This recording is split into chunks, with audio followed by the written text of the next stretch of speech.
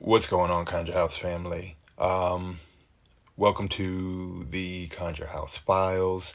I'm not sure which one we're on, so I'm actually just going to start at 1.5 for the Conjure House Files. So, Conjure House Files 1.5, here we go. I had an idea tonight after watching a live video to talk to you guys about fear and fear mongering and things that spiritual practitioners do. These people that want to say, well, this is coming or this is going to happen.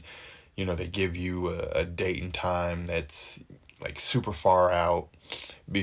So by the time it doesn't happen or whatever the case is, you forget, but you still subconsciously have that fear going on inside of you.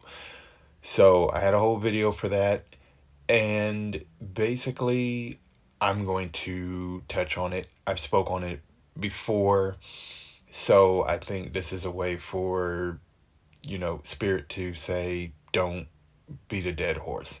But guys, during any time in your life, but especially at times of heightened anxiety, heightened worry, stress, whatever, term you want to use, be mindful of getting into groupthink where you absorb kind of group fear, group anxieties, group falsehoods, so that you can keep yourself stable. You don't want to get into fear based feeling or thinking, I mean, at any time. Now, naturally, you get anxieties. Naturally, you have fears. Those fears tend to come from the unknown. But you have to control what you can control, and you have to kind of leave everything else up to, people will say chance, I say spirit. But you basically, once you've done everything that you can absolutely do, um, you can't let fear rule the remaining time that you're waiting for the outcome to occur. Okay? Be mindful of these so-called spiritualists, or spiritualists that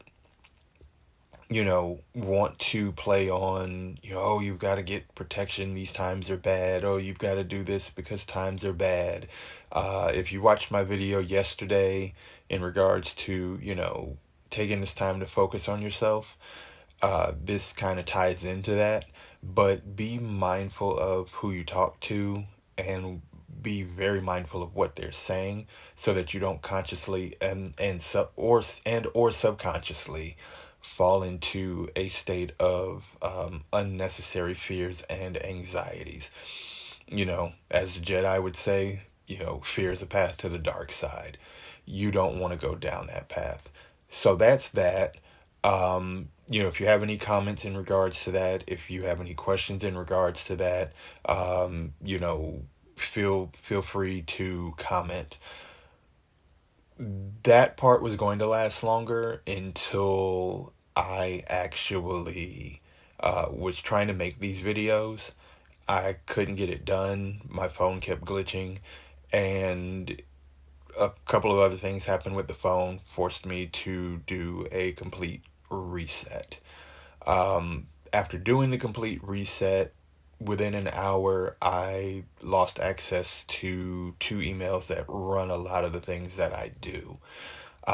They also housed about 5 years plus worth of information and things that meant something to me.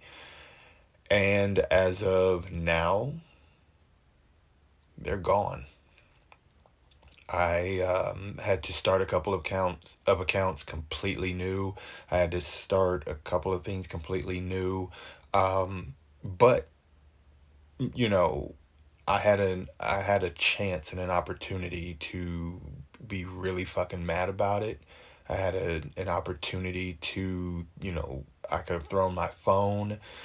Um, but while I was sitting there getting into, other accounts and things that I use that I still have, recent access to, um, it felt like a weight was lifted. And I know that might sound odd when you're thinking, wow, you had all this information, you had all these things that, you held to that you had.